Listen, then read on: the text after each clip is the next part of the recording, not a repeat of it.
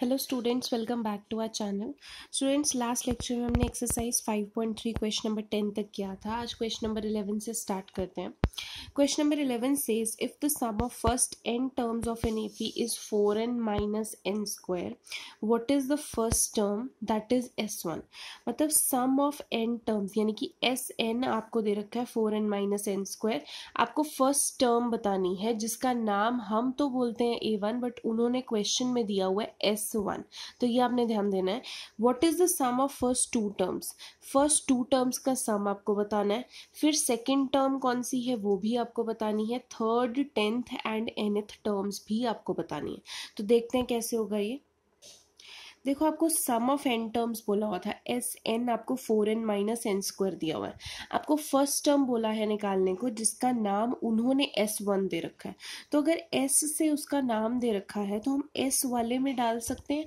अगर n की जगह मैं 1 डाल दूं, यहाँ पे s1 जो उनके हिसाब से फर्स्ट टर्म है हम उसे क्या बोलते हैं, a1। तो उन्होंने चाहे s1 इसको नाम दे रखा है, बट हमारे माइंड में पता होना चाहिए कि ये a1 टर्म चल रही है बिकॉज फर्स्ट टर्म बोला है उन्होंने। तो यहाँ पे n की जगह 1 डाल देंगे। तो यहाँ पे 4 1, यहाँ पे भी n की जगह 1 का स्क्वायर। तो यहाँ पे जब वैल्यू पुट कर दी तो फर्स्ट टर्म कितनी आ गई है 3।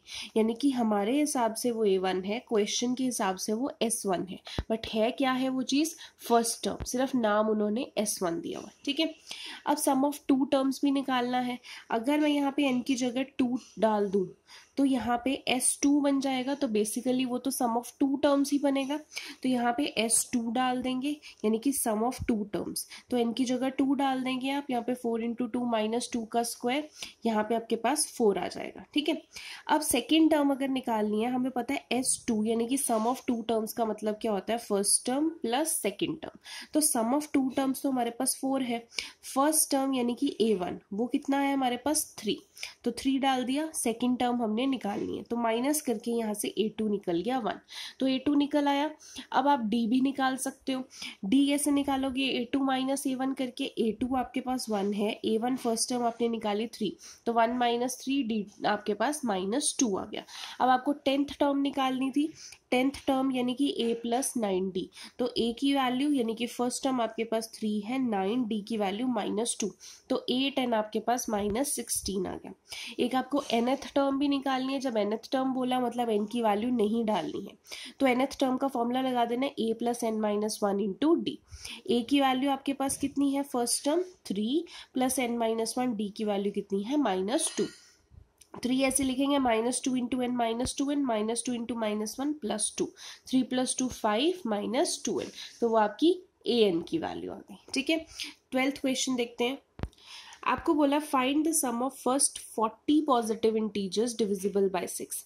मतलब फर्स्ट 40 पॉजिटिव इंटीजर्स आपको निकालने हैं, उनका टोटल जो कि 6 से डिविजिबल होते हैं।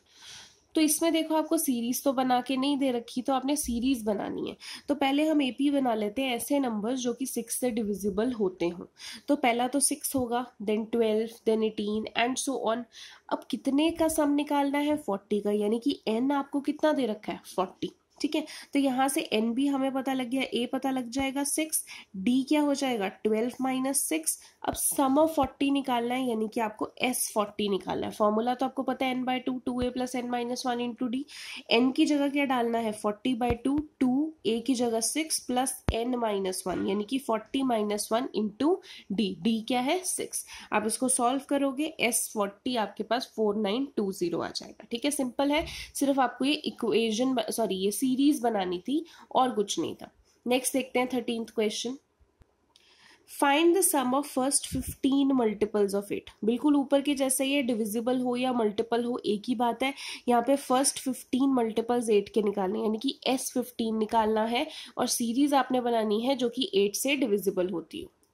तो यहाँ पे फर्स्ट 15 मल्टीपल्स ऑफ 8 अगर हम देखें तो स्टार्ट कहाँ से होगा, 8, देन 16, देन 24, देन 32। यही है जो नंबर 8 से डिवाइड होते जा रहे हैं। 8 का टेबल ही आप देख लीजिए।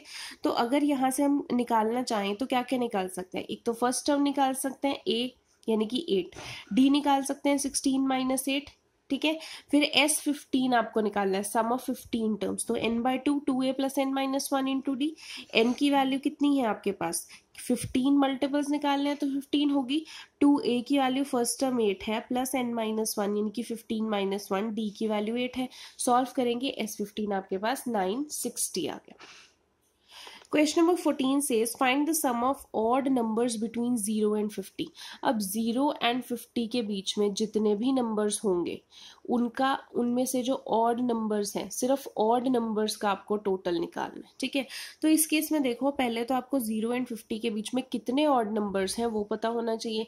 जितने होंगे फिर हम उनका टोटल निकालेंगे। तो आपने पहले ऑड नंबर्स बिटवीन 0 एंड 50, हम एक एपी बना लेते हैं, हमें टोटल तो नहीं पता बट एपी बना लेते हैं। 0 के बाद पहला ऑड नंबर 1, फिर अगला 3, 5, 7, ऐसे 50 से पहले जो ऑड नंबर होगा वो कितना है 49। तो हमारी एक एपी बन गई। इस एपी से ए निकल सकता है 1, डी निकल सकता है 3 - 1 2, एंड ये लास्ट टर्म निकल सकती है A N.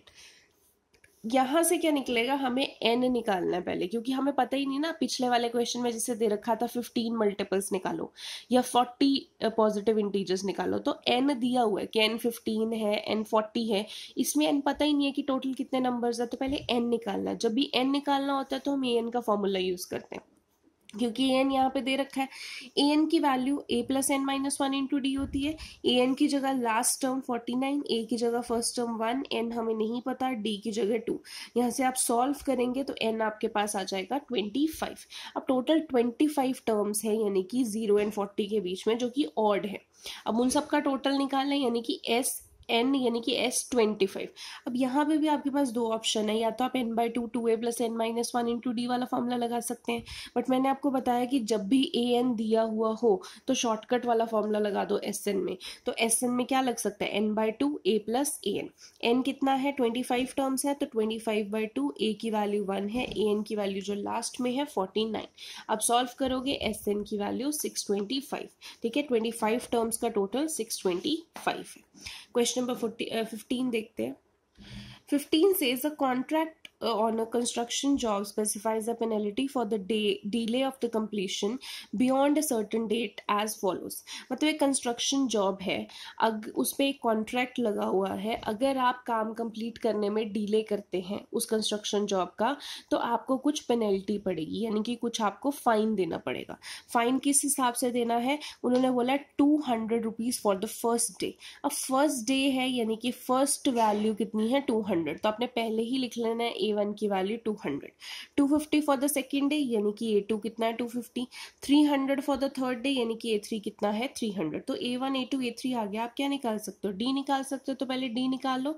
A2 - A1 250 - 200 50 rupees, ठीक है। The penalty for each succeeding day being 50 more than the preceding day। अब यहाँ पे बता भी रखा है, अगर डी आप ऐसे माइनस करके ना भी निकालें तो भी बता रखा है कि जो पेनल्टी है, जो फाइन है, वो हर दिन 50 रुपये ज़्यादा होगा पिछले दिन से। प्रिसीडिंग डे मतलब पिछला दिन, ठीक है। सक्सीडिंग डे मीन्स अगला दिन, तो हर अगले दिन की पेनल्टी पिछले दिन से प्रिसीडिंग डे से 50 रुपये ज़्यादा होगी। यानी कि डी कितना है, कॉमन डिफरेंस कितना आ रहा है 50। How much money the contractor to pay as penalty if he has delayed the work by 30 days। तो अगर वो 30 डेज तक काम डिले कर देता है तो उसको कितना पेनल्टी पड़ेगा, मतलब 30 डेज तक कितना फाइन का टोटल पड़ेगा वो आपको बताना है, ठीक है। तो यानी कि S30 निकालना है आपको। तो आपको बेसिकली S30 निकालना है, तो formula n/2 2a + n-1 into D. n की वैल्यू 30/2 2a, a की वैल्यू कितनी है 200 प्लस n30 - 1, d की वैल्यू कितनी है 50। आप इसको सॉल्व करेंगे, आपके पास सम ऑफ 30 आ जाएगा। क्वेश्चन नंबर 16 देखते हैं। A sum of ₹700 is to be used to give 7 cash prizes to a students for a school for their overall academic performance। अब देखो टोटल 700 रुपीज हैं, इन 700 रुपीज में से 7 बच्चों को कैश प्राइजेस देना है एक स्कूल के एनुअल परफॉर्मेंस के लिए। If each price is ₹20 less than the preceding price. अगर हर प्राइस पिछले वाले प्राइस से ₹20 लेस है, find the value of each of the prizes. तो आपको हर एक प्राइस बताना, मतलब जो 7 बच्चों को प्राइस देना है तो हर एक बच्चे को कितने पैसे मिले होंगे उस प्राइस में, वो आपको बताना है। अगर आपके पास टोटल ₹700 है और हर एक प्राइस पिछले वाले से ₹20 लेस हो। इंपॉर्टेंट क्वेश्चन है, देखो अब प्राइस कितने का है हमें नहीं पता, तो पहले हम लिख लेते हैं let the value of first price. मान लो वो ₹A है। सेकेंड प्राइस क्या होगा, पिछले वाले से 20 कम, यानी कि ये -20। ऐसे ही थर्ड प्राइस क्या होगा, इससे 20 कम, यानी कि ये -20 में से -20 कम, यानी कि ये -40 हो जाएगा। तो अब देखा जाए तो आपकी सीरीज क्या बन रही है, first second third term, a -20 a -40 and so on. D अगर हम निकालना चाहें तो यहाँ से निकाल सकते हैं second term minus first term, a -20 minus a और a कैंसिल हो गया, -20 आपके पास d आ गया। अब आपके पास n कितना है, 7 प्राइजेस देने हैं तो n 7 है। सम ऑफ n दे रखा है, सम ऑफ 7, क्योंकि 700 आपको दे रखा है वो Sn है, तो Sn दे रखा है तो Sn का फॉर्मूला लगा के ही कुछ निकल सकता है। तो Sn का फॉर्मूला लगाएंगे n/2 2a + n - 1 × d। Sn आपको 700 दे रखा है, n की जगह 7/2 2a। अब a की वैल्यू फर्स्ट टर्म तो आपके पास a ही है तो a डाल देंगे, n - 1 यानी 7 - 1, d की वैल्यू -20। यहाँ से 2 इधर मल्टीप्लाई हो गया, 1400 = 7 2a। यहाँ पे 6 आना था, 7 - 1 6, 6 × -20 -120। तो आपके पास 7 इधर आके डिवाइड हो गया, 2a - 120 यहाँ से कैंसिल हो गया, तो आपके पास 200 आ गया, ये 120 इधर आके प्लस हो गया, = 2a बचा। तो 2a कितना आ गया 320, a की वैल्यू कितनी आ गई 160। अब देखो a आ गया, आपको क्या बताना है, 7 जो प्राइजेस है उनकी वैल्यू बतानी है। तो फर्स्ट प्राइस यानी कि a जो है वो 160 आ गया। सेकंड प्राइस कितना होगा, इससे 20 कम, हर बार 20 कम, तो 160 - 20 140। थर्ड प्राइस कितना होगा, 160 में से और 20 कम कर देंगे, मतलब पहले 160 - 20 था, अब 160 - 40 हो जाएगा, 120 आ गया। अगला 160 माइनस इससे और 20 कम, यानी कि 60 कम कर देंगे, 100 आ जाएगा। अगला 160 में से 60 में से और 20 कम, 80 आ जाएगा, 80। फिर 80 में से और 20 कम, 160 - 100 60। फिर 100 में से और 20 कम, यानी कि 160 - 120 40। तो हमने 7 प्राइजेस की पूरी वैल्यू निकाल ली है, ये क्वेश्चन में बोला है। ठीक है, क्वेश्चन नंबर 17 देखते हैं। In a school, students thought of planting trees in and around the school to reduce air pollution. School में बच्चों ने सोचा कि स्कूल के आसपास हम ट्रीज प्लांट करेंगे. It was decided that the number of the trees that each section of the class will plant will be same as the class in which they are studying. Example, for class 1 they will plant 1 tree, class 2 they will plant 2 trees, and so on till class plus 2. There are 3 sections of the each class. How many trees will be planted by the students? तो आपको statement दे रखी है, घबराना नहीं है statement देख के, आप स्टेटमेंट को समझें, बहुत ही आसान क्वेश्चंस होते हैं. आपको सिर्फ बोला है कि हर क्लास का बच्चा अपने क्लास के नंबर जितने ट्रीज प्लांट करेगा. मतलब अगर कोई फर्स्ट क्लास में पढ़ रहा है तो वो 1 ही ट्री प्लांट करेगा, सेकेंड में पढ़ रहा है तो वो 2 ट्रीज प्लांट करेंगे, थर्ड में पढ़ रहा है तो 3, ऐसे ही 12th में पढ़ रहे हैं तो 12th. और कंडीशन क्या है कि हर क्लास के कितने सेक्शंस हैं, 3 सेक्शंस हैं, तो आपको बताना है कि टोटल कितने ट्रीज प्लांट हुए. तो देखो सबसे पहले हम एपी बना लेते हैं. आपको पता है फर्स्ट से लेके 12th तक क्लास है, तो हर क्लास का बच्चा अपनी क्लास के हिसाब से ट्री प्लांट करेगा. फर्स्ट वाला 1 ट्री, सेकंड वाला 2 ट्री, थर्ड वाला 3 ट्री, ऐसे करके 12th वाला 12 ट्रीज. ठीक है, अब इस क्वेश्चन को करने के 2 तरीके हैं. या तो आप ऐसे एपी बना लो और फिर सम ऑफ 12 निकाल दो. ठीक है, जितना आएगा, ये सम ऑफ 12 क्लासेस आ गया, बट हर क्लास के 3 सेक्शंस हैं तो इसको इंटू 3 कर दो. या फिर दूसरा तरीका है कि आपने एपी बनाई, आप यहीं पे 3 से मल्टीप्लाई कर दो पूरी एपी को. यानी कि आप एपी ही ऐसे बना सकते हो कि ये 1 के भी 3 सेक्शन है तो ये 3 हो गया, 2 के भी 3 सेक्शन है, 2 × 3 6 हो गया, 3 के भी 3 सेक्शन है, 3 × 3 9 हो गया. ऐसे कर करके 12 के भी 3 सेक्शन है तो 12 इंटू 3 36 हो गया। ये आपकी एपी बन गई और सीधा S12 निकालो, आपका आंसर आ जाएगा। यहाँ पे क्या है, हमने अभी 3 सेक्शंस नहीं लिए हुए, हम सिंगल वाली ले रहे हैं। फिर हमने S12 लिया, फॉर्मूला लगाया n/2 2a + n-1 into D. n की वैल्यू कितनी है टोटल 12/2, 2 a की वैल्यू फर्स्ट 1, 12 - 1, d की वैल्यू 2 - 1 1, तो आपके पास S12 78 आ गया। अब ये 78 है, बट हमने सिंगल सेक्शन लिए हैं। कितने सेक्शन है हर एक क्लास के, 3 सेक्शन है, तो इसको इंटू 3 करके आपके पास टोटल निकलेगा। तो इसीलिए यहाँ पे S12 अगर 78 आया, as every class has 3 sections, तो S12 यानी कि 78 को 3 से मल्टीप्लाई कर देंगे, आपके पास 234 आ जाएगा। क्वेश्चन नंबर 18 देख लेते हैं। A spiral is made up of successive semicircles with centres alternatively A B starting with centre A, radius 0.5 1.0 1.5 2.0। What is the total length of such spiral made up of 13 consecutive circles. अब ये spiral से बना है, अगर 13 consecutive semi circles बनते जाएं तो length कितनी निकलेगी, फिगर से समझते हैं। देखो ये सेमी सर्कल से स्पाइरल बना है, फर्स्ट सेमी सर्कल ये बना, फिर अगला ये बना, फिर अगला ये बना, फिर अगला ये बना, ऐसे करके 13 सेमी सर्कल्स की लेंथ बतानी है, मतलब S13 आपको बताना है। ठीक है, अब A1 A2 A3 तो निकालना पड़ेगा। अब ये लेंथ की बात कर रहे हैं, अगर मैं लेंथ ऑफ सेमी सर्कल निकालूं, ठीक है, पूरे सर्कल का सर्कमफ्रेंस कितना होता है 2πr।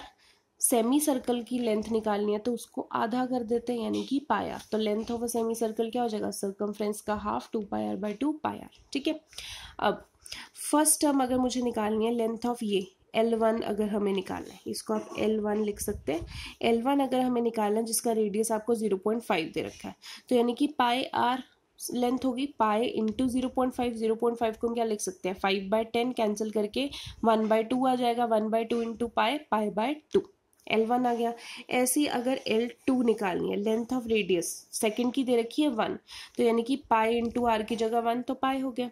ऐसे ही L3 निकालना है, लेंथ ऑफ रेडियस 1.5 दे रखा है क्वेश्चन में, तो पाई इंटू 1.5, डेसिमल हटा के जब आप काटेंगे तो 3π/2 बन जाएगा। ऐसे ही L4 आप निकालना है, रेडियस जिसका 2 दे रखा है, तो पाई इंटू आर की जगह 2π। तो आप देखेंगे आपकी एपी कुछ ऐसे बन रही है कि पहला टर्म था π/2, फिर अगला पाई, फिर 3π/2, फिर 2π, तो आपकी ये एपी बन गई। अब इस एपी में कितना नंबर ऑफ सेमी सर्कल्स हैं 13 है, तो 13 का टोटल निकालना है, यानी कि आपको S13 निकालना है। तो n/2 2a + n-1 into D, N की जगह 13 डालो, 2 ए की जगह फर्स्ट टर्म आपके पास क्या है π/2, एन की जगह 13 - 1 डी। देखो सेकेंड टर्म में से फर्स्ट टर्म पाई में से π/2 माइनस करेंगे तो π/2 आएगा, एलसीएम लेके, तो डी आपके पास π/2। यहाँ से आप देखें 2π/2 है, 12 इंटू 13 - 1 12, 12 2 से कैंसिल हो जाएगा तो 6 आ जाएगा, 6π ये बन गया। ठीक है, ये इधर 2 से 2 कैंसिल हो गया, 13/2 पाई प्लस 6π कितना हो जाएगा 7π। तो 13/2 इंटू 7π, एंड में आप पाई की वैल्यू डाल दो 22/7, आपके पास लेंथ आ जाएगी 143 सेंटीमीटर। ठीक है, पाई की वैल्यू पहले मत डालो, थोड़ा कॉम्प्लिकेटेड हो जाएगा, ऐसे बेटर है कि आप पहले ही पाई में रहने दो और एंड में जाके पाई की वैल्यू निकालो। ठीक है, हो सकता है कई सॉल्यूशन आपको देखें या जैसे स्कूल में आपको कराएं तो पाई की वैल्यू पहले डाल दें, उससे बस थोड़ा सा कैलकुलेशन में फ़र्क आ जाएगा। अगर आप पाई की वैल्यू एंड में डालेंगे तो कैलकुलेशन थोड़ी सी ईजी हो जाएगी। ठीक है, क्वेश्चन नंबर 19 देखते हैं। 200 logs are stacked in the following manner. अब देखो लॉग्स है, जो लकड़ी है वो इस तरीके से ना स्टैक की हुई है, ऐसे ढेरी लगा रखी है। कैसे, 20 logs in the bottom row, नीचे नंबर ऑफ लॉग्स कितने हैं 20, सबसे नीचे वाली रो में, उसके ऊपर 19 है, उसके ऊपर 18 है, ऐसे कर करके ढेरी लग रही है। In how many rows are the 200 logs placed. अब ऐसे करके 200 लॉग्स आपको लगाने हैं, तो कितनी रोज लगेंगी, जैसे अभी 3 रो दिखा रखी है, ऐसे कितनी रोज लगेंगी 200 लॉग्स को प्लेस करने में। And how many logs are in the top row, और ऐसे कर करके जो टॉप रो बनेगी उसमें कितने लॉग्स हैं वो आपको बताने हैं। ठीक है, जैसे बॉटम रो में 20 लॉग्स हैं, फिर 18 लॉग्स हैं, सॉरी फिर 19 लॉग्स हैं, फिर 18 लॉग्स हैं, ऐसे टॉप रो में कितने लॉग्स बचे होंगे वो आपको बताने हैं। तो देखो पहले तो स्टार्ट कर लेते हैं, एपी बना लेते हैं। Number of logs in the bottom row 20 थे, उससे अगली रो में 19 हो गए, उससे अगली रो में 18 हो गए। तो आपकी एपी क्या बन रही है, 20, 19, 18, ऐसे 17 ऐसे जाती रहेगी। ठीक है, अब आपको जो 200 लॉग्स टोटल दे रखा है, यानी कि SN 200 दे रखा है, तो SN का फॉर्मूला लगाएंगे। तो आपको SN 200 दे रखा है, तो SN का फॉर्मूला लगाते हैं n/2 2a + n-1 × d। SN की जगह 200, n आपको नहीं पता है क्योंकि नंबर ऑफ रोज तो आपको निकालनी है, बाय 2। 2a की जगह फर्स्ट क्या एलिमेंट 20 + n-1 d की जगह 19 - 20 d की वैल्यू -1। ठीक है, अब यहाँ पे 2 इधर जाके 200 से मल्टीप्लाई हो जाएगा 400, n 2 × 20 40, -1 × n -n -1 × -1 +1 40 + 1 41, 41 × n 41n, -n × n -n², इधर 400 आ गया। अब n² इधर ले आए, पॉजिटिव हो गया, 41 इधर ले आए, नेगेटिव हो गया, 400 तो इधर ही था। आपके पास क्वाड्रेटिक इक्वेशन बन गई। क्वाड्रेटिक इक्वेशन बन गई तो स्प्लिटिंग द मिडिल टर्म लगा सकते हैं, 400 के फैक्टर्स बना सकते हैं कि आपके पास 41 आए। तो प्राइम फैक्टर्स बना के आपने देख लेने हैं, तो 16 एंड 25 आपके पास फैक्टर्स बन रहे होंगे। अब इन दोनों में से कॉमन ले लेना है, n -16 -25 कॉमन ले लेंगे इन दोनों में से, n -16। तो आपके पास n -25 एक चीज आ गई, एक n -16 आ गई। तो दोनों को 0 से इक्वेट करेंगे, या तो n -16 = 0 तो n की वैल्यू 16 होगी, या फिर n -25 = 0 तो n की वैल्यू 25 होगी। ठीक है, अब 2 आ गई नंबर ऑफ टर्म्स। अब नंबर ऑफ रोज 16 है या 25 ये कैसे पता चलेगा? आपको पूछा था कि टॉप रो में बताओ कितने लॉग्स है, तो उससे पता लग जाएगा। अगर n 16 है तो टॉप रो यानी कि 16th रो होगी। 16th रो में अगर नंबर ऑफ लॉग्स निकालने हो कि 16th रो में वैल्यू कितनी है, तो यानी कि A16 निकालना पड़ेगा, जिसको हम बोल सकते हैं A + 15D। तो A की वैल्यू कितनी है आपको क्वेश्चन में दिया हुआ है, A की वैल्यू 20 है, +15, D की वैल्यू -1, तो आपके पास 5 आ गया। अगर मैं n25 लेती हूँ तो टॉप रो यानी कि 25th रो, जिसको हम A + 24D लिख सकते हैं, उसकी वैल्यू निकालें A 20 24, D की वैल्यू -1, तो आपके पास -4 आ गया। अब यहाँ पे कह रहे हैं कि अगर 25th रो होगी तो उसमें -4 लॉग्स होंगे। -4 लॉग्स तो हो ही नहीं सकते, तो this is not possible. It means जो नंबर ऑफ रोज है वो 16 है, 25 वाला रिजेक्ट हो जाएगा। तो आपके पास टोटल 16 रोज है, एंड 16th रो में कितने लॉग्स हैं, 5 लॉग्स हैं। ठीक है, लास्ट क्वेश्चन देख लेते हैं, question number 20। In a potato race, a bucket is placed at the starting point, which is 5 meters from the first potato, and the other potatoes are placed 3 meters apart in a straight line. There are 10 potatoes in the line. अब देखो यहाँ पे potatoes की एक bucket रखी है, यहाँ से पहला जो पोटैटो है वो 5 मीटर, मतलब पहला जो पॉइंट है यहाँ 5 मीटर की दूरी पे फर्स्ट पोटैटो है, और बाकी पोटैटोज 3 मीटर पे प्लेस्ड है। ठीक है, फर्स्ट पोटैटो 5 मीटर पे, देन बाकी 3 मीटर्स पे। अब टोटल कितने पोटैटोज हैं, 10 पोटैटोज हैं, आपको पकड़ने हैं। अ competitor starts from the bucket, picks up the nearest potato, runs back with it, drops it in the bucket, runs back to pick up the next potato, runs to bucket to drop it in, and she continues in the same way until all the potatoes are in the bucket. अब देखो competitor जो है, suppose यहाँ से चलता है, पहला potato 5 पे है, तो यहाँ से उठाएगा पोटैटो, यहाँ से वापस जाएगा, फिर से इसमें डाल देगा। यानी कि पहले वो 5 मीटर जा रहा है, 5 मीटर आ रहा है, टोटल 10 मीटर है, तो इसमें डाल देगा। अगला फिर से वो यहीं से स्टार्ट करेगा। अगला पोटैटो कहाँ पे है, 3 मीटर पे, यानी कि 5 + 3 पहले 8 मीटर जाएगा, 8 मीटर वापस आएगा, फिर डालेगा। अगला पोटैटो फिर से यहाँ पे है, तो यहाँ पे 5 + 6 11, तो 11 मीटर जा रहा है और 11 मीटर वापस आ रहा है, फिर डालेगा। तो ऐसे करके सीरीज बन रही है, तो आपको वो समझ में आना चाहिए। अब आपको पूछा क्या है, what is the total distance the competitor has to run. अब टोटल कितना डिस्टेंस उसने भागा होगा। देखो पहले पोटैटो के लिए 5 इधर गया, 5 इधर गया, 10 चला, फिर अगले के लिए 8 इधर गया, 8 इधर गया, 16 चला, अगले के लिए 11 इधर गया, 11 इधर गया, 12 चला। ऐसे करके आपको टोटल 10 पोटैटोज का बताना है, यानी कि सम ऑफ 10 बताना है आपको। तो distance travel to pick up first potato, 5 था बट आना जाना भी है तो इंटू 2 कर देना। 10 किया उसने डिस्टेंस ट्रैवल। सेकंड के लिए 8 था टोटल बट आना जाना करके इंटू 2 किया 16। थर्ड के लिए टोटल 11 था, आना जाना करके इंटू 2 किया 22। तो आपके पास एपी बन गई 10, 16, 22 एंड सो ऑन। अब निकालना क्या है, सम ऑफ 10 पोटैटोज निकालना है। तो S10 निकाल दिया n/2 यानी कि 10/2 2a की वैल्यू कितनी है 10 प्लस n-1 10-1 और d की वैल्यू 16 - 10 6। इसको सॉल्व करेंगे यानी कि 370 मीटर्स वो टोटल ट्रैवल किया। ठीक है, यहाँ पे भी मीटर्स लगा लेना। फर्स्ट पोटैटो के लिए 10 मीटर, सेकंड के लिए 16 मीटर, थर्ड के लिए 22 मीटर, तो टोटल 370 मीटर्स किया। ठीक है, सो स्टूडेंट्स आज के लेक्चर में इतना ही है। आपके इतने ही क्वेश्चंस आपने करने हैं। जो आपके एग्जाम्पल्स में डाउट थे वो मैं कल के लेक्चर में आपके साथ डिस्कस करूँगी, और इन क्वेश्चंस में जो भी डाउट होंगे आप मुझे बता देना।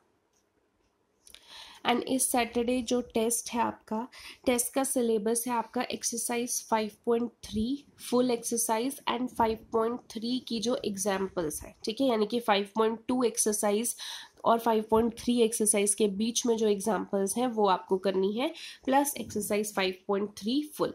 5.4 आपके इसके टेस्ट में नहीं आएगी, या आपके नेक्स्ट के टेस्ट में आएगी। ठीक है, so thank you so much.